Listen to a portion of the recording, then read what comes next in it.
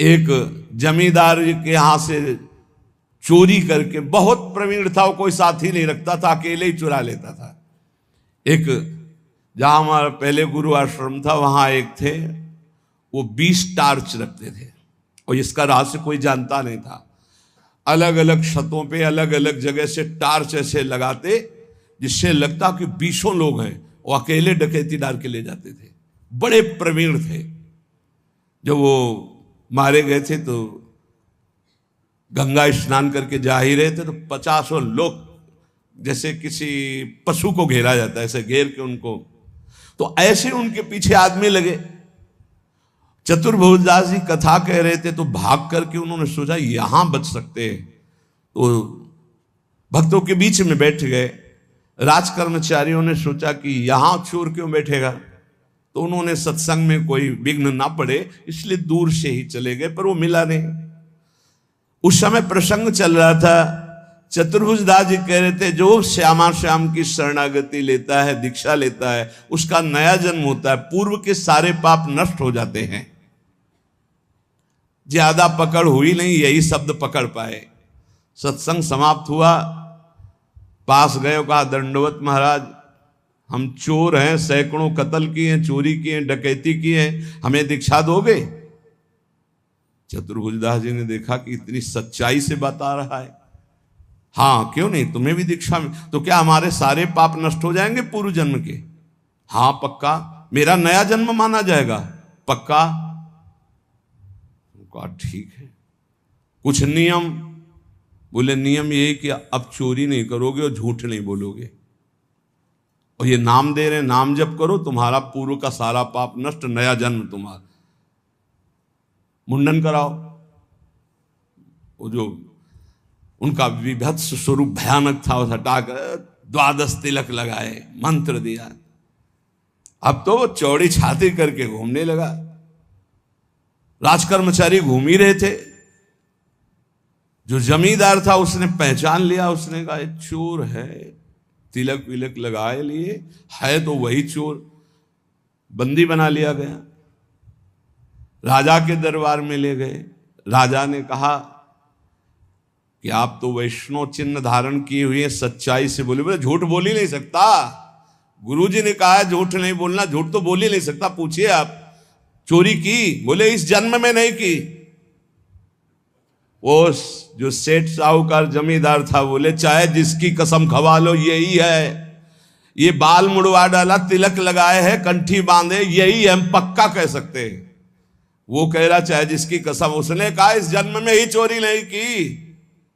अब राजा बड़ी समस्या में, न्याय कैसे करें? एक वैष्णव तिलक धारण किए हुए, एक सच्चाई बात कर।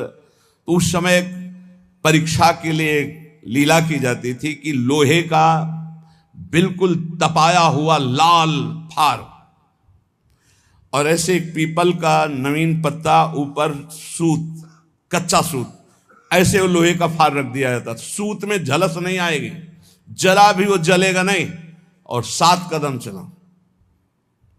तो अब शंका तो इन्हीं चोर भगवान पर थी, तो इनके हाथ में रखाया गया। तो मन में कहा, गुरुजी ने कहा था दीक्षा लेने के बाद नया जन्म होता है। ऊपर जोर से बोले इस जन्म में मैंने कोई पाप नहीं किया, कोई चोरी नहीं की, कोई झूठ नहीं बोला। 7 कदम क्या और 10 कदम बोले, और कितना चले? बोले फेंक दो आप। फेंक दिया। बोले इसको फांसी दे दो इस जमींदार को, ऐसे वैष्णव पर दोष लगाता है। जब फांसी शब्द आया तो उन्होंने कहा कि फांसी तो ना दे, वो भी सही कह रहे हैं। तो उनका ऐसा कैसे सही हो सकता है? अब तो तुम्हारा प्रमाण हो चुका कि तुम सही हो। तो बोले फिर भी हमारा ही प्रमाण मान लीजिए, मैं ये सत्य कह रहा हूं कि चोर मैं ही हूं, ये सत्य कह रहे हैं। बोले अब नहीं मान सकते आपकी बात। बोले मान लो। तो बोले ये सत्य कैसे निकल गया कि तुमने इस जन्म में चोरी नहीं की और तुमने कल चोरी की, ये बात कैसे हो सकती है? तो उनका ये बात सुनोगे तब हम आपको, हाँ हमारे पीछे राज सैनिक लगे थे, जाके सभा में बैठे, वहां गुरुजी ने हमको ये सुनाया जब, तो हमने दीक्षा ली। तो इस जन्म में तो हमने चोरी नहीं की थी, सत्य हो गया, लेकिन कल चोरी की थी, क्योंकि ये भी सत्य है, नहीं तो उसको फांसी की सजा हो जाएगी। तो उनका ऐसे हम महात्मा से मिलना चाहते हैं, तुम्हारे जैसे चोर को महाभागवत बना दिया।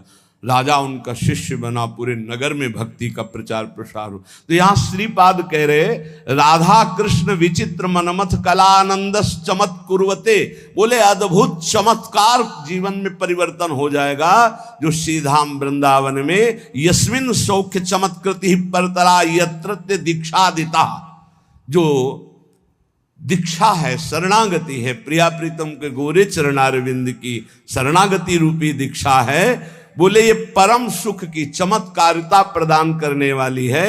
युगल किशोर के चरणों की जो शरणागति ले लेता है तो ममता हो जाती है प्रिया प्रीतम से, श्यामा श्याम से ममता हो जाती है, अपनापन हो जाता है, इसी से उसको भगवत प्राप्ति हो जाती है।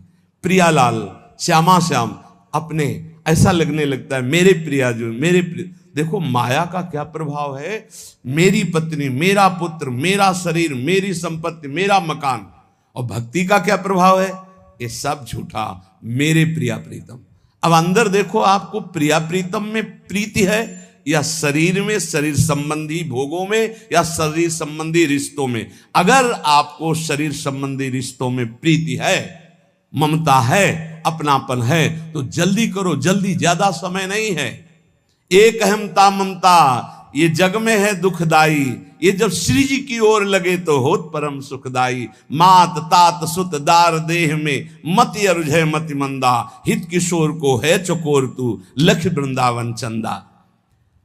जो ममता बुद्धि प्रिया प्रीतम में प्रतिक्षण उल्लास पूर्वक होती है वही भगवत प्राप्ति करा देती। दीक्षा लिया और ये ठसक आ गई, हमारे इष्ट श्यामा जो नवल किशोर उपासना, जुगल मंत्र को जाप, जुगल मंत्र को जाप, इष्ट श्यामा महारानी, श्री वृंदावन धाम इष्ट श्यामा महारानी, ये ठसक आ जाती है, हमारी प्रिया जो, हमारी लाडली जो। बस इसी से परम पद की प्राप्ति होती है। श्रीपाद कह रहे किम विद्या कुलशील रूप विभवई, किम दान यज्ञादिभिः, इनसे नहीं होगी भगवत प्राप्ति, इससे हो जाएगी। शरणागत होकर ममता हो गई श्री जी से। अब यहां कह रहे हैं कि देखो इस पर गर्व मत कर लेना। किम विद्या कुलशील रूप विभवई, किम दान यज्ञादिभिः, किम विख्याति सतई, किमग्र तपसा, किम न्यास योगादिभिः, किम तत्वानुभवेन विष्णु भजन, किम तस्य वात्यद्भुते यो वृंदावन ईश मोहन रसे प्यासीन सर्वस्वधी।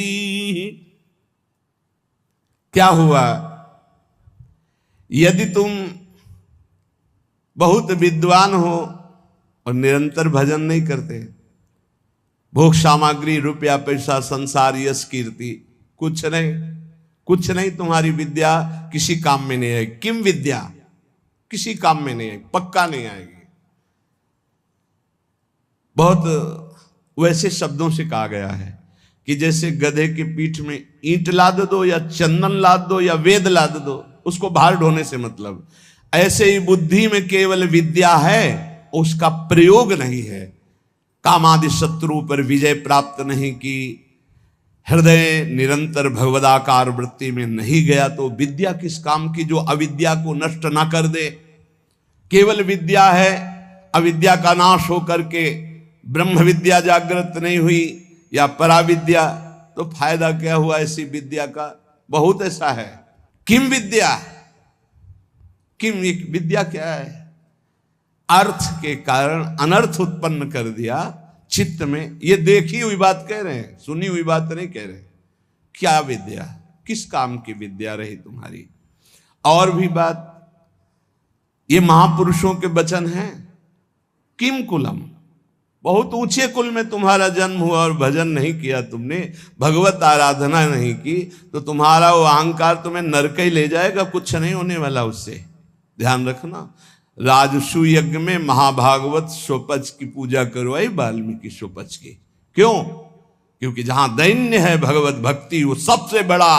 अहोबत स्वपच तो गरियान, यज्जिह्वाग्रे वर्तते नाम तोभ्यम, वो स्वपच भी सर्वश्रेष्ठ परम पूजनीय है जिसकी जिह्वा पर भगवान का नाम है। प्रहलाद जी ने कहा है कि सब गुणों से युक्त ब्राह्मण है और भजन नहीं करता, मनमानी आचरण, शास्त्र विरुद्ध आचरण, तो किम कुलम, क्या उससे प्राप्त हो जाएगा। तीसरी बात कह रहे, बहुत रूप है, बहुत वैभव है, बहुत शालीनता दिखाई दे रही, लेकिन भजन नहीं प्रभु का। चित्त वृत्ति को संसारिकता से हटाकर प्रभु में लगाते हुए अपने सांसारिक कर्तव्य का पालन करना भगवत प्राप्ति का हेतु होता है। नहीं तो कह रहे किम विभवई किम रूपम, ये तुम्हारा पद, तुम्हारा रूप, तुम्हारा वैभव किस काम में आएगा। अगर आपको लगता है कि पत्नी भजनानंदी है तो जीव अपने भजन के प्रताप से भगवत प्राप्ति करता है, पत्नी के भजन से नहीं। पति भजन करेगा तो पत्नी को तो, लेकिन पत्नी भजन करेगी तो पति को नहीं, ये ध्यान रखना। पाणी ग्रहण में नीचे हाथ होता है पति का, ऊपर पत्नी का होता है। आप भार ले रहे हैं इसलिए आपको हिसाब देना। अगर पत्नी भजन करेगी तो भगवान को प्राप्त होगी, आप भजन नहीं करोगे तो नरक को प्राप्त होगी, पक्की बात है। और आप भजनानंदी हो, पत्नी आपके प्रतिकूल आचरण करेगी तो वो नरक जाएगी, और अगर अनुकूल आपकी सेवा में भगवत भाव से लगी है तो उसका यही भजन उसको भगवत प्राप्ति करा देगा। सिद्धांत को समझना है। और ऐसा नहीं है कि जैसे कहा जाता है कि एक जन्म नहीं है तो 7 जन्म का बंधन है, नहीं कहा जाता बंधन। अरे 7 सेकंड का तो भरोसा नहीं। दुनिया में लाखों का मेला जुड़ा, हंसा जब जब उड़ा अकेला उड़ा। ये नहीं आएगा कि थोड़ा ये साथ ही विमान में बैठा ले, ऐसा नहीं होगा कि पतली पुत्र परिवार इस जगत के नाटक मंच पे है, जहां ये शरीर छूटा सबका अलग अलग हिसाब किताब अपना है। ऐसा थोड़ी कि जैसे एक लड़का लड़की प्यार का नाटक करके देखा कि नहीं मिल पाएंगे, बोले जहर खा लो तो जन्म जन्म के साथी बन जाएंगे। अरे सारे प्रेत बनोगे, नरक में जाओगे। जन्म जन्म क्या जानते हो जन्म जन्म। हाँ, एक बात हो सकती है, दोनों मिलकर डट के भगवान का भजन करो, भगवान से प्रार्थना करो तो दोनों भगवान के धाम में, जैसे हमारे गुरुदेव भगवान सहचरी बप्पू और उनके प्रसाद से अपने लोग, तो वहां सब पता चलता है मेरे गुरुदेव, जैसे अभी गुरुदेव भगवान वैसे वो उस समय भी गुरु रूपा सहचरी के हर समय साथ रहेंगे। हमारे साथ रहना है, वैसे ही आनंद लेना है तो श्यामा श्याम का भजन करो। एक ही साथ चलेंगे, एक ही जगह प्रोग्राम होगा और एक ही जगह बैठ के प्रसाद पाएंगे, एक ही इष्ट के साथ खेलेंगे। और क्या, इतनी बड़ी जगह है कि पूरा विश्व चला जाए तो भी जगह बनी रहेगी। और इतना बड़ा प्रताप है कि हर उपासक को यही अनुभव होता है कि मेरे प्रिया प्रीतम सामने दर्शन और सबको सेवा। सोचो, सबको सेवा। अरे बड़ा दिव्य, वो बुद्धि की बस की बात नहीं। श्यामा श्याम का भजन करोगे तो जिसके साथ रहना चाहोगे वो भी पहुंच जाएगा, वो साथ ही भजन करो दोनों। अगर पति पत्नी दोनों श्यामा श्याम का भजन करें तो दोनों सहचरी बप्पू से श्री जी की सेवा में पहुंच जाएंगे। पर ये बोध थोड़ी रहेगा कि ये पति पत्नी, गुरु शिष्य का तो बोध रहेगा, क्योंकि सच्चिदानंद में कि मेरी गुरु रूपा सहचरी है, ये बोध रहेगा, पहचान रहेगी। लेकिन वहां पति पत्नी सांसारिक संबंध नहीं रहेगा, पर रह सकते हैं दोनों वहीं श्री जी की सेवा में सखी स्वरूप से, या भगवत धाम में हरि पार्षद रूप से। तो कह रहे रूप विभव पद प्रतिष्ठा ये तुम्हें भगवत प्राप्ति नहीं कराएगी। नहीं, यही सर हो, भजन नहीं करोगे तो वहां थोड़ी सर माने जाओगे। नहीं, जब मुजरिम बना करके तुम्हें ले जाया जाएगा तो वहां साहब वाली थोड़ी मिलेगी। देवराजेंद्र के पद में है, त्रिभुवन के सर हैं, और फिसल गए तो सर्प बनाए गए। अब सर्प बन के वहां देवता थोड़ी उनको सर बोल रहे, नहीं नहीं, वो तो भूखे प्यासे तड़प रहे। कभी कोई फंस गया तो लील गए तो पेट का पोषण हुआ। महाराज नहुष इसलिए कह रहे कि रूप अभी भवई, बड़े रूपवान, बड़ा वैभव, बड़ा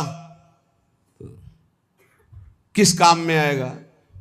किसी बात का गर्व मत करो। जवान हो, रूपवान हो, बलवान हो, ये 4 दिन की चांदनी, फिर ऐसा समय आएगा कि अकेले उठकर सीढ़ी भी नहीं चढ़ पाओगे। जब हम हर चीज का मनन का स्वभाव रहा है इसलिए ये जो महापुरुष कह रहे हैं उसे समझो। किम दानम, क्या तुम्हारे पास दान देने की सामर्थ्य? हर समय वासना का भूत चढ़ा रहता है, तू दानी, दानी तो हरि है, सबसे बड़े दाता, अनंत ब्रह्मांडों को दे रहे हैं, तुम उनको क्या दे दोगे? भगवान को क्या दे दोगे? बहुत विचित्र। और अगर बढ़िया दानी भी हो तो कोई खास बात नहीं, जरा सी बात बिगड़ गई तो गिरगिट बन के कुआं में पड़े थे महाराज नृग। ये दानियों में बड़े बड़े याज्ञिक को, बड़े बड़े तपस्वी जिस पद की पूजा करते हो, देवराज इंद्र का पद है, वहां दुर्दशा क्या होती तुम्हें क्या पता। जब वैसे तो बहुत महिमा है, लेकिन जब देखो ना शास्त्रीय दृष्टि से तब पता चलेगा। इसीलिए श्रीपाद बोल रहे हैं, किम विद्या किम कुलम किम शील रूप विभवई किम दान किम यज्ञादि भी और किम विख्याति सतई। तुम्हारा बहुत यश है तो किस बात का? अगर भजन नहीं है, हो गया पुण्य प्रताप से यश होता है। पूर्व का पुण्य जो है वो यश फैलाता है। अगर वर्तमान में भजन नहीं तो वो खत्म हो जाएगा जाना। तो ऐसे ही जैसे हाइलोजन नहीं फ्यूज हो जाता है, ऐसे होते रहते हैं। पूरा विश्व जय जय जय, फिर उठा के नालियों में फेंक देते छवियां। अगर वर्तमान में भजन नहीं, वर्तमान में भगवद आराधना नहीं, तो पूर्व का जो तप और पुण्य संचय उससे वाह वाह होगी। और इसके बाद फिर चारों खाने चित्त। ये माया है, बर्दाश्त किसी की नहीं करेगी। और अगर भजन वर्तमान में हो रहा है, नाम जब वर्तमान शब्द पर ध्यान दीजिए, वर्तमान में तुम्हारा चरित्र पवित्र है, तुम्हारा नाम जप हो रहा है, तो बिस्तरे सब जग विमल कीरति साधु संगति ना टरे बास वृंदा विपिन पावे श्री राधिका जो कृपा करे। जय जय श्री हरिवंश नाम गुण गाई है उसकी स्थिति। किमुग्र तपस्या, बहुत बड़े तपस्या कर लिया तो क्या हुआ? अगर भगवान की शरणागति नहीं, भजन नहीं, तो देखो ना अम्बरीश जी महाराज बड़े महान भजनानंदी महाभागवत, और उनको मिटाने के लिए चले थे महान तपस्वी दुर्वासा जी, तो क्या गति हुई? त्रिभुवन में भागे घूमे। तो कह रहे अगर विशुद्ध भक्ति नहीं तो किम उग्र तपस्या, बहुत बड़ी उग्र तपस्या है तो उससे क्या हुआ? एक तपस्वी को बहुत अभिमान हो गया कि मेरी तपस्या तो ऐसी है कि मैं पूरे विश्व को खरीद सकता हूं। तपस्या की थी। अब वो जिस महात्मा से देखो उसी से अकड़ दिखा रहे थे। तो जिस जंगल में रहते थे उस जंगल के सरोवर को सुखा दिया भगवान ने, और वर्षा हुई नहीं। अब वो प्यास से व्याकुल हो गए। अब भगवान एक साधारण पुरुष का स्वरूप रख के, घड़ा एक रखकर, ठंडा जल दूर से दिखाई दे रहा था, नजदीक से निकल, महात्मा ने कहा पानी पिला दो। बोले कुछ देव तब पानी पिला दें, ऐसे क्या? बोले आधी तपस्या दी। जब पी चुके, पूरा जल पी गए, वो घड़े का 2-3 लीटर जो था, आहा, बोले आधी तो ले ली, अब एक घड़ा जल और बताओ, दूसरी ले लो, जब बताना हम लेके आ जाएंगे। तुम तो कह रहे थे पूरी सृष्टि को खरीद लेंगे अपनी तपस्या से, और 2 घड़े जले में बिक गए तुम्हारी सारी तपस्या, क्या रहा तुम्हारे? उनको क्या अहंकार नहीं, ये वायु, ये अग्नि, ये जल, ये पृथ्वी, ये तुम्हारा पोषण कर रही। अहंकार मत करो, उसी से तुम्हारा शरीर बना है, उसी से तुम तप कर रहे हो, तो भगवान की जय जयकार करो, अहंकार करने की जरूरत नहीं। तुम्हारा जितना तप है 2 घड़े जल में बिक गया। एक बड़े तपस्वी थे, और एक शांत चित्त भजनानंदी महात्मा, तो गंगा पार कर रहे थे नाव में बैठकर शांत चित्त। अब उनके साथ बहुत से शिष्य थे जो उनके सेवा परिचर्या में थे। ये बात देखकर एक तपस्वी महात्मा अपमान करने के लिए खड़ाऊ पहनकर गंगा जी में ऐसे साथ साथ चलने लगे। तो जो अज्ञानी जन थे वो गए, वाह भाई महात्मा हो तो ऐसा, क्या महात्मा खड़ाऊ पहनकर गंगा जल से निकल रहा है। जब पार गए तो उन महात्मा जी बिल्कुल उदास, जो नाव में बैठे थे, गए उन महात्मा से कहा, ए महात्मा, क्या है भीड़ बटोरे घूम रहे हो, कोई तप है तुम्हारे अंदर? कुछ नहीं बोले हो। तपस्वी होकर के नाव में बैठ करके आ रहे हो, कुछ नहीं बोले। नाविक से बात की उन महात्मा, भैया प्रति सवारी कै रुपया होता है? बोले 2 रुपया। हम अपने शिष्यों से कहा सब गिन करके मेरा भी 2 रुपया दे दो। 2 रुपया दिया। जब सब चले गए तो उन महात्मा से कहा, रुको महात्मा, जिन गंगा जी को भगवान शंकर ने सम्मान के लिए अपने मस्तक पर रखा, उन गंगा पर पादुका से चलकर अपने तप के प्रभाव से सारे तप को नष्ट कर लिया। जो तूने सारे जीवन का तप नष्ट करके पार किया, वो 2 रुपये में पार कर लिया। वो 2 रुपये में पार। ये अगर तपस्या का अहंकार हो जाए तो 2 कौड़ी की तपस्या हो जाती है। श्रीपाद कह रहे हैं कि मुग्र तपसा और न्यास योगादि भी। और एक बात कह रहे हैं, क्या हुआ तत्व ज्ञान? तत्व बोध होना अलग बात है, क्या हुआ तत्व ज्ञान हुए? यदि भगवान से आपका चित्त नहीं जुड़ा तो तत्व ज्ञान बघार लो, केवल उससे कोई आत्मानंद की अनुभूति थोड़ी हो जाएगी। तत्व ज्ञान होना अलग बात है, तत्व बोध होना अलग बात है। तत्व ज्ञान की चर्चा कर लेना अलग बात है, तत्व बोध होना अलग बात है। फिर आगे कह रहे, ये बड़ा सूक्ष्म विषय है। अगर आप किसी लोकांतर की चाह के लिए भजन करते हैं, वो भी महत्वपूर्ण नहीं है। महत्वपूर्ण है प्रेम प्राप्ति के लिए। हमें प्रभु से प्रेम। सच्चे भजनानंदी का स्वरूप क्या होता है? हमारा भजन कभी छूटे ना, और इसका फल ये हो कि जिनका हम भजन करते हैं उनकी स्मृति में हम तड़पे रोएं। ये खास बात। इसीलिए यहां कह दिया किम विष्णु भजनई। क्या किसी लोकांतर के सुख की चाह करके भजन करना। यदि आपको वृंदावन ईश मोहन रसे प्यास सीन सर्वस्वधी है, यदि आपकी बुद्धि वृंदावन के ईश श्यामा श्याम के प्रेम में मत वाली नहीं हुई तो कुछ प्राप्त नहीं हुआ। जीवन का सार भगवत प्रेम, क्योंकि प्रेमी महापुरुष है। भगवत प्रेम, तत्वबोध भी आत्म प्रेम है, उसमें मुझे कोई संशय नहीं। तत्व ज्ञान और तत्व बोध होना बड़ा अंतर है। जैसे हलवा बनाने का ज्ञान हो जाना और हलवा बना करके खा लेना, इतना अंतर है। तत्व ज्ञान हलवा बनाने का ज्ञान हो जाना, और तत्वबोध हलवा बनाकर खाकर उसका स्वाद ले लिया, वो तत्वबोध। श्री भरथरी जी महाराज कहते हैं कि मुझे लगा था कि मैं बहुत ज्ञानी हूं। संतों के वचन बहुत अमृत में होते हैं। कह रहे हैं कि यदा किंचित ज्ञोहम द्विपयु मदांधा समभवम।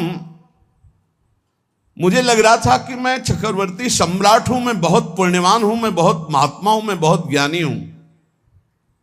तदा सर्वज्ञोस्मीत्य भवदव लिप्तम मम मनः यदा किंचित किंचित बुधजन सकाशाद वगतम तदा मूर्खोस्मीति जो इव मदी मदो में व्यपगता। आज मुझे पता चला कि मैं मूर्ख हूं। मुझे लग रहा था मैं ज्ञानी हूं, मैं चक्रवर्ती सम्राट हूं, मैं मदोन्मत्त हो रहा था। लेकिन जब मुझे इस संसार का रहस्य पता चला तो लगा मैं मूर्ख हूं। सुना चुके हैं भरतरी जी का, यहां जो परिवर्तन हुआ उनके जीवन का। भरतरी जी के मन में एक बात थी कि संसार का सबसे बड़ा सुख क्या है? बोले काम सुख। अंदर देखा, बहुत विवेकवान थे। उन्होंने अपने अंतःकरण को देखा कि संसार का सबसे बड़े मांग सुख क्या है? काम सुख पाया, और वो अपने अंदर पाया कि मेरे अंदर भी काम सुख है। तो चक्रवर्ती सम्राट, इनके मन में आया कि फिर हम ऐसा काम सुख पूर्ण क्यों न कर ले जिससे हमारे मन की इच्छा शांत हो जाए।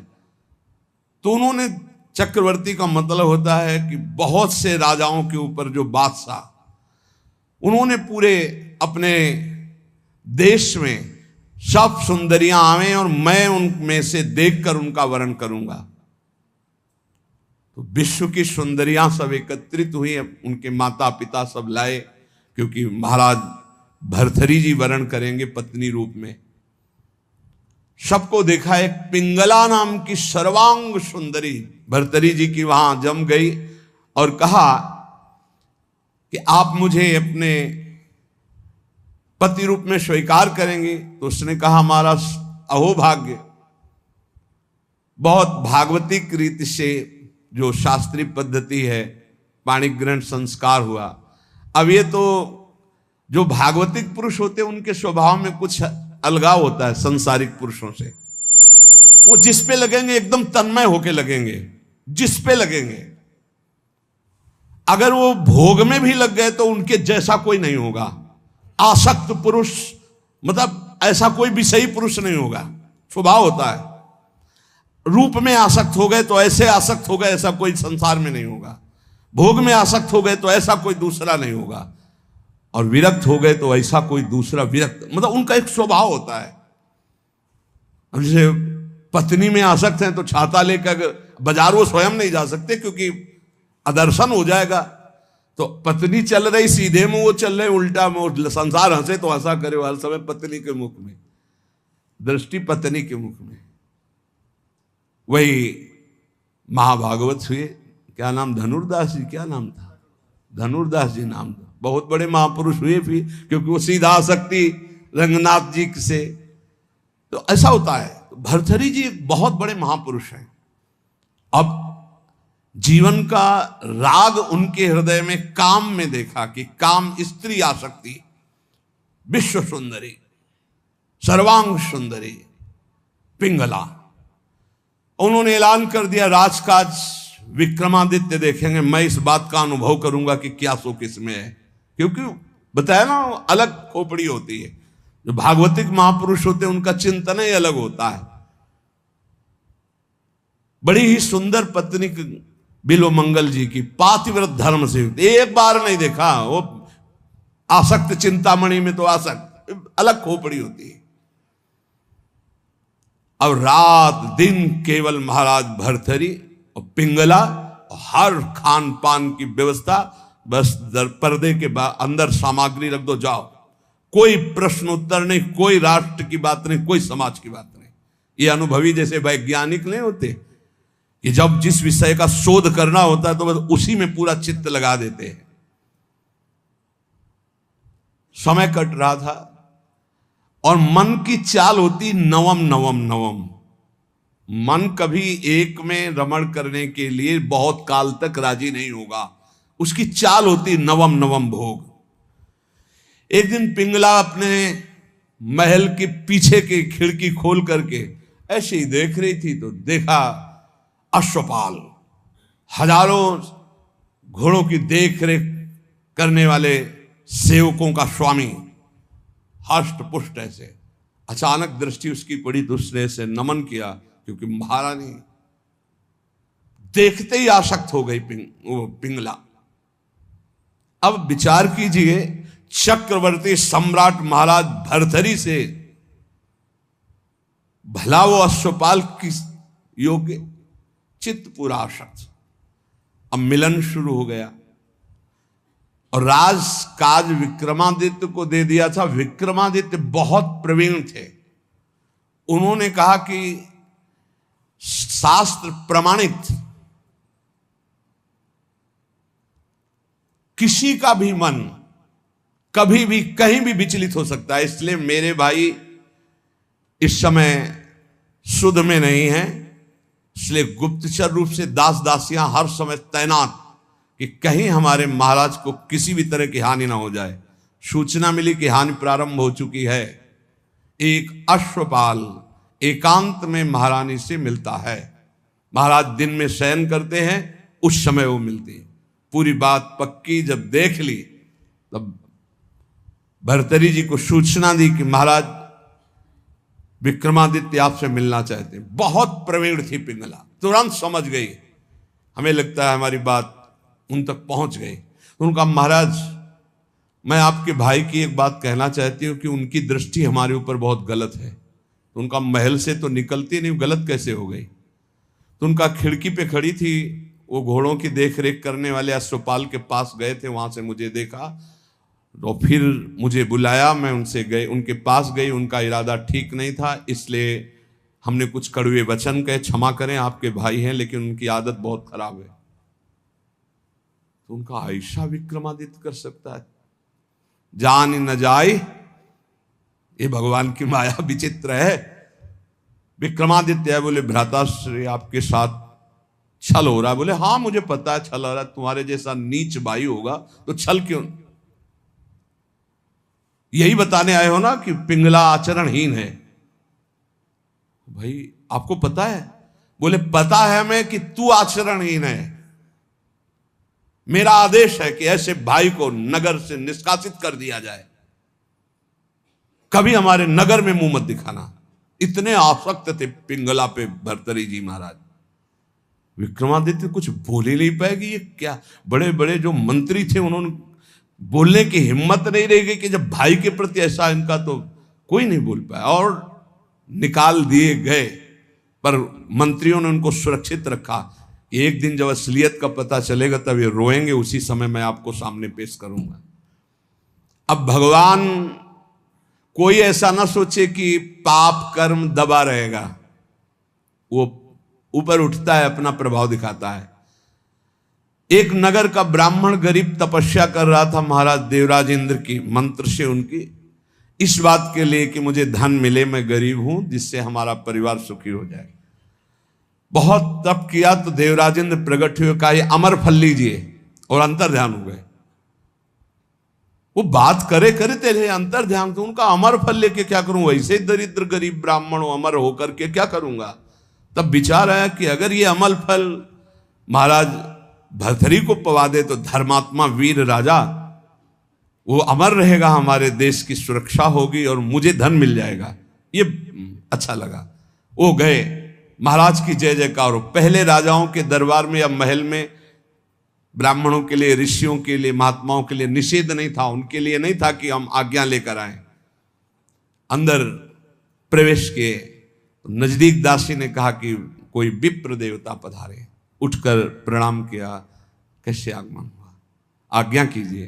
तो उनका प्रभु मुझे ये तपस्या के द्वारा अमर फल मिला है और ये मैं आपको पवाना चाहता हूँ, इसके बदले में धन चाहता हूँ। आदेश कर दिया जितना इनको धन चाहिए दे दिया जाए। अमर फल लिया और विचार किया मैं खा के क्या करूंगा अमर होके, क्योंकि मेरी आसक्ति तो पिंगला पे है। पिंगला से कहा तुम अमर फल खा लो, जब तक मैं जीवित रहूंगा तब तक तुम्हें देखता रहूंगा।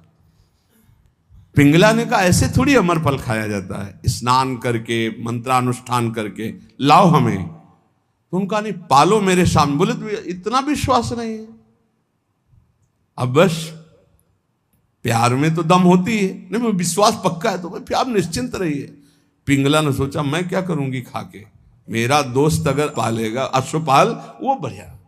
एकांत में मिली अश्वपाल को, क्योंकि कांटा विक्रमादित्य थे, वो तो नगर निष्कासित हो गया, बिल्कुल स्वतंत्रता थी। महाराज इस रास्ते से बेशुद्ध थे।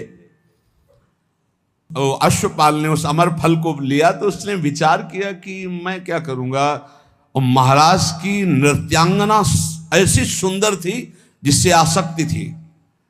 मिला और कहा देखो ये अमर फल मुझे मिला है, आप पालोगी तो जब तक मैं जीवित रहूंगा आपको देखता रहूंगा, मिलता रहूंगा। ठीक है। नृत्यांगना ने सोचा जिसके दरबार की मैं नृत्यांगना हूं, अगर वो महाराज अमर रहेंगे तो हमारा जीवन सार्थक रहेगा और महाराज मुझे बहुत सम्मान देंगे जब मैं अमर फल दे दूंगी। उसने प्रार्थना करवाई कि आपके दरबार की नृत्यांगना मिलना चाहती है आपसे। बुला लिया, कहा महाराज ये अमर फल। महाराज ने कहा तुझे अमर फल कहां से मिला, ये अमर फल सत्य बोल तुझे कहां से मिला। महाराज मुझे तो अश्वपाल ने दिया, मेरा वो दोस्त है, मेरा मित्र है उसने। और उस समय पिंगला वहां नहीं थी। तुरंत अमर फल लिया और बोले तुम्हें जो संपत्ति चाहिए हम देंगे, कल हम दरबार में आते हैं। दरबार में गए, सब सभा एकत्र, वर्षों के बाद आज दरबार में आए थे। तब उन्होंने कहा बुलाया जाए जिसको अश्व जो घोड़ों की सेवा में आया। सत्य बोला तो तुझे माफ कर देंगे। बोल इस फल को पहचानता है? हाँ सर, यह अमर फल है, तुझे कैसे मिला? सत्य बोलना, अगर झूठ बोला तो उनका अगर हमारे प्राण माफ किए जाएं तो बिल्कुल सभा में कहता हूं कोई दंड नहीं मिलेगा। उनका महारानी पिंगला ने दिया है। ठीक है, जाओ बुलाओ पिंगला। अब वो तो सज धज के आ रही थी कि आज दरबार में पार्श्व में विराजमान होंगी सिंहासन। गए कटघरे में खड़ी हो करो। और तलवार निकाला और कहा, देखो मेरे देश के विप्र ने तपस्या की थी, अमर फल दिया था, इनको पवाया था, ये अमर है और मैं काटूंगा, ये मरेगी नहीं। ये अरे महाराज, क्यों? क्या तुझे अमर फल पर विश्वास नहीं? सर झुका दे। कहां है वो अमर फल? सत्य बोल तो तुझे माफ करो। बोले अश्वपाल को दिया था। क्या मेरे से श्रेष्ठ है अश्वपाल? मैं चक्रवर्ती सम्राट भर्तरी तेरे योग्य नहीं रहा? धिक्कार है ऐसी बात। तभी कह रहे, यदा किंचित व्योहम द्विपयु मदांधा संभवम। मैं मदांध हो गया था, अपने को ज्ञानी समझता था, अपने को बलवान समझता था, अपने को राजा समझता। उसी समय भर्तरी जिनका धिक्कार है। मैं चक्रवर्ती सम्राट, मुझसे पिंगला तृप्त नहीं, पिंगला से अश्वपाल तृप्त नहीं, अश्वपाल वैश्या से प्रेम करता। धिक्कार है। कहां प्यार है, कहां अपनापन है? और मुकुट उतार के रखा और कहा कि आज अगर विक्रमादित्य होते तो मुझे ये चिंता नहीं होती कि मेरे राज्य का क्या होगा। तब मंत्रियों ने कहा, आप महाराज निश्चिंत रहें, व्यवस्था पूरी, विक्रमादित्य सुरक्षित है। तो उनको यहां विराजमान करो, मैं एक क्षण भी ऐसे प्रपंच में नहीं टिकूंगा। महावैराग्यवान होकर भर्तरी जी के श्लोक बैरागियों के अमृत है। वो कह रहे हैं कि मैं बिल्कुल अज्ञानी था, मदोन्मत मदांध था। उस समय मेरा मन यही सोच रहा था कि मुझे बहुत ज्ञान है, मैं बहुत प्रवीण हूं। लेकिन आज जब भगवान शंकर की कृपा से ज्ञान हुआ, तब मुझे लग रहा है कि मैं घोर अज्ञानी, घोर विषयी, मदांध था। मेरा अहंकार दूर हो गया कि मुझे ज्ञान था। आज असली ज्ञान हुआ मुझे।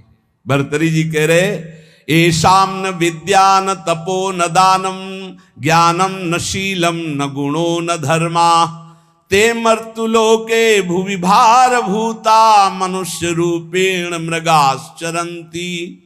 जिनमें न भागवतिक विद्या है, न भगवत तत्व का ज्ञान है, न शील है, न गुण है, न भागवतिक धर्म है, तो मृत्यु लोक में, पृथ्वी में भार बने हुए मनुष्य रूप में वो पशु हैं साक्षात। न भजन है, न धर्म है, न राष्ट्र सेवा, न भगवत सेवा, न समाज सेवा। बोले पशु हैं साक्षात। मनुष्य रूपेण मृगाश्चरन्ति। रूप तो मनुष्य का है, लेकिन पशु है, राक्षसी भाव है। जाड्यम धियो हरति सिंचति वाच सत्यम मानोन्नतिम दिशति पापमपा करोति चेतः प्रसादयति दिक्षु तनोति कीर्तिम सत्संगति कथय किम न करोति पुंसाम। यदि संत पुरुषों का संग मिल जाए तो किसका नहीं उपकार हो जाएगा, अर्थात किसका नहीं मंगल हो जाएगा, अर्थात सबका हो जाएगा। क्योंकि संत पुरुषों के संग से बुद्धि की मूर्खता का अपहरण होता है, जड़ता का अपहरण होता है। सत्संग से वाणी में सत्य का संचार होता है। सत्संग से सबको सम्मान देना आता है।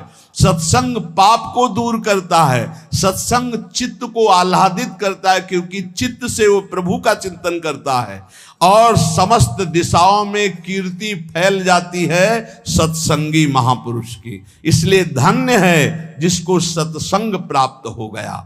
भोगा न भुक्ता वयमेव भुक्तास तपो न तप्तम वयमेव तप्ताः कालो न यातो वयमेव यातास तृष्णा न जीर्णा वयमेव जीर्णा। हमने भोगों को नहीं भोगा, भोगों ने हमको भोग लिया, किसी काम का नहीं रखा। तप नहीं किया, तप्त होते रहे, जलते रहे। काल व्यतीत नहीं हुआ, हमारा जीवन व्यतीत हो गया। तृष्णा नहीं मरी, हम जीर्ण हो गए, वही भोग वासना। इसलिए भक्तिर्भवे मरण जन्म भयम हृदिस्थम स्नेहो न बंधुस न मन्मथला विकारा संसर्ग दोष रहिता विजना वनांता वैराग्य मस्तिकिमतः परमर्थ नियम। सबके आदि कारण भगवान का भजन करो, मान लो मेरी बात, वही तुम्हारे हृदय से जन्म मृत्यु का चक्र मिटा देंगे। यहां कोई तुमसे प्यार नहीं करता, भर्तरी जी कह रहे, उनका अनुभव। ना कोई तुम्हारा या भाई है, न बंधु है, न कुटुंबी है, न पत्नी है, न पुत्र है। केवल माया ममता का विकार रचकर तुम्हें भगवत प्राप्ति से विमुख करने का नाटक कर रही है। हृदय में एक काम विकार का अभाव कर दो, कुछ नहीं है इसमें, केवल माया नाटक के द्वारा समय नष्ट कर रही है। कामिनी के कमनी कलेवर को देखकर जिसका मन आसक्त हो गया वो क्या करेगा? ये संसारिक लोग केवल शरीर संसर्ग जनित सुख में ही अपने जीवन को नष्ट कर देते हैं, वो परमात्म सुख को नहीं जानते। ये शरीर कोई अपना थोड़ी है, इसमें कोई सुख है? बहुत विचित्र है। प्रवचन कर लेना सरल है, सुन लेना सरल है, आसक्ति हटाना कठिन है। शरीर अविद्या है, केवल अविद्या। ये जो आप देख रहे हो, अविद्या का भोग ही एक लक्ष्य बना हुआ शरीरधारियों में। परम विद्या भगवान के आनंद की हमारे अंदर मांग है, इसलिए हर भोग के बाद हमें घृणा हो जाती कि यार शायद इसमें सुख नहीं, शायद इसमें सुख हो, इसमें सुख नहीं। पूरा जन्म जन्मांतर व्यतीत होते गए, आज तक नहीं वो मिला सुख, क्योंकि हमारे अंदर जो मांग है वो परमात्म सुख है। परमात्म सुख प्राप्त करने के लिए मानव जन्म मिला है। इसीलिए श्री भर्तरी जी कह रहे हैं, अगर सुख है तो राग रहित होकर वैराग्य में सुख है। जब तक शरीर स्वस्थ है तब तक भगवत प्राप्ति का उपाय कर लो, नहीं धोखा हो जाएगा। यावत् स्वस्थमिदं कलेवर गृहम यावच्च दूरे जरा यावच्चेन्द्रिय शक्तिर प्रतिहता यावच्छयो नायुषः आत्मश्रेयसि तावदेव विदुषा कार्यः प्रयत्नो महान प्रोद्दीप्ते भवने च कूप खननम प्रत्युद्यमः कीदृशः। भर्तरी जी महाराज कह रहे, जब तक तुम्हारा शरीर जवान है, स्वस्थ है, आप भजन कर लो। बुढ़ापा में भजन नहीं कर पाओगे। बुढ़ापे में भजन नहीं होता, प्रपंच होता है। प्रपंच जीवन भर प्रपंच किया है तो बुढ़ापे में प्रपंच ही। बूढ़े तोता को कुछ नई चीज नहीं सिखा सकते। एक लाया गया था तोता, तो जैसे को राधा, तो राधा नहीं बोलेगा। उसको जो सिखाया गया था वो बूढ़ा तोता उतना ही बोलता था बस। जैसे मिट्ठू तो कहेगा मिट्ठू, राधा नहीं बोलेगा, क्योंकि सिखाया नहीं गया ना। ये प्रपंच सीखे हुए हैं मन बुद्धि पूरे जीवन। अब उनको बुढ़ापा में कहो राधा, तो बुढ़ापा में राधा थोड़ी बोलेंगे। देख लो जब बूढ़े बैठे हो, देखना ये बात अच्छे से समझ लो। बूढ़ा तोता राम राम नहीं रटता, राधा राधा नहीं रटता। तो कह रहे जब बुढ़ापा आ जाएगा तब भजन नहीं होगा। जवानी में भजन नहीं करोगे तो बुढ़ापा भजन नहीं होगा। ए सुन लो, जो जीवन में भजन किए बुढ़ापा में भी भजन करेंगे, जो जवानी में भजन नहीं किए बुढ़ापा में नहीं कर पाएंगे। पक्का समझ लो, पक्का नहीं कर पाएंगे। बातें चाहे जितनी बना ले, भजन की पद्धति जवानी में सीखी जाती है बचपन से। ये बहुत बढ़िया कृपा हो गई, आप लोग सब नौजवान भजन में लगे हो। अगर इस समय अपनी निरंतर भजनाकार वृत्ति कर ले ना, तो जैसे आगे चल करके भजन करना थोड़ी पड़ता है, नहीं, वो चलता रहता है। बड़ा आनंद, क्षण क्षण रुदन करन, ऐसा आनंद प्रकट होता। मान लो जो आनंद की खोज कर रहे हो कहीं नहीं, सिर्फ भजन में मान लीजिए, प्रार्थना मान लीजिए, सब सुख आपको घेर लेंगे। क्योंकि माधव की चेरी माया है, और आप माधव का भजन करते हो तो माया आपकी सेवा में हो जाएगी। और माया की तरफ माधव को छोड़कर चलोगे फिर नहीं चल पाओगे। पक्का समझ लीजिए, अगर हरि को छोड़कर तुम माया को भजना शुरू कर दोगे तो कुछ छात नहीं लगेगा। हरि को पकड़ लोगे तो, पर हरि को कोई नहीं पकड़ना चाहता। पक्का बहुत बड़ी माया के प्रभाव, प्रलोभन प्रवृत्ति है, हरि को एक क्षण में छोड़ देगी। एक बार नारायण भगवान ने कहा लक्ष्मी जी से कि देखो प्रभाव तो हमारे ही जोर का है। तो लक्ष्मी जी ने कहा वैसे हम आपके ही प्रभाव से प्रभावित है, लेकिन दुनिया में हमारा ही प्रभाव है। बोले हमारा तो विश्वंभर नाम है, पूरे विश्व का भरण पोषण तो मैं करता हूं। विनोद हो रहा था लक्ष्मी नारायण जी का। तो लक्ष्मी जी ने कहा जहां चाहो तहां तुम अपना प्रभाव दिखा के देखो, फिर हम अपना प्रभाव दिखा के अगर आपको हटा न दे तो बताना। भगवान ने कहा हटा तो तुम नहीं सकती। तो लक्ष्मी जी ने कहा धक्का लगवा के हटा देगी। बोले चलो अब हम तय करते हैं। तो एक ध्यान में देखा, एक बहुत संतों की सेवा करने वाला भगत, उसके यहां सन्यासी बन के भगवान गए। देवी देखा, साष्टांग दंडवत किया, चरणामृत उतारा, तखत पे आसन लगाया, बैठा रहा। महाराज बस कुछ क्षण रुको, अभी भिक्षा बन रही थी। भिक्षा इतने खांसती हुई एक लकड़ी ली हुई बूढ़ी का रूप रख के लक्ष्मी जी गए। बच्चा कुछ भोजन मिलेगा? हाँ माता जी, स्वामी जी बैठे, अभी भोजन बन रहा है, बस स्वामी जी को पवाया आपको। भगवान नारायण मुस्कुराए, माता जी को जमीन में बैठाला गया, स्वामी जी तखत। मुस्कुराए ला भगवान की, देखा ना, आदर तो हमारा ही हो रहा है। लक्ष्मी जी का चुप रहो भी थोड़ी देर। आए तो स्वामी जी अपन नारियल का खप्पर, लक्ष्मी जी ने कहा बच्चा हम बर्तन अपने पास रखती, झोली बढ़िया रत्न जटित, सोने की थाल, सोने की कटोरियां, ऐसे चांदी। भगत ने सोचा मैया ऊपर ऐसे देखने में बूढ़ी बाढ़ी लगती है तो कितना कीमती सामान है, पर भाई हो सकता है बड़े घरों की हो, अपना ऐसे परोसा सब। अब स्वामी जी की तरफ तो दृष्टि, माता जी लाओ माता जी बर्तन धो के हम आपको दे दें। बोले नहीं बेटा, एक बार जिस बर्तन में पाते हम दोबारा उसमें पाते नहीं, और ये तुम ही रख लो। अरे बोले माता जी बड़ी कृपा, पर बोले बेटा आज रात रुक। अब माता जी जिंदगी भर रुको, आपका घर है। पर बोले जहां सन्यासी रुकते हैं वहां में, ए स्वामी जी आप चलो। बोले नहीं बेटा रात तो रुक ले। बोले नहीं, देखो स्वामी जी मतलब समझ जाओ आप बस हो गई हमारी श्रद्धा। लक्ष्मी जी मुस्कुरा के प्रभु इशारे से और आगे बढ़े, इशारा कर देंगे तो धक्का मार के निकाल देगा आपको। तो बोले नारायण नारायण, अच्छा भाई चलते हैं हम। और जो ही गए सो लक्ष्मी जी गायब। भला नारायण के बिना लक्ष्मी जी, लक्ष्मी जी का स्वयं का वाहन उल्लू है, उल्लू बना दिया उसको। ना वो बर्तन रह गए और ना वो बुढ़िया रह गई। समझ लो नारायण को भी धक्का लगवा दे ऐसी माया है।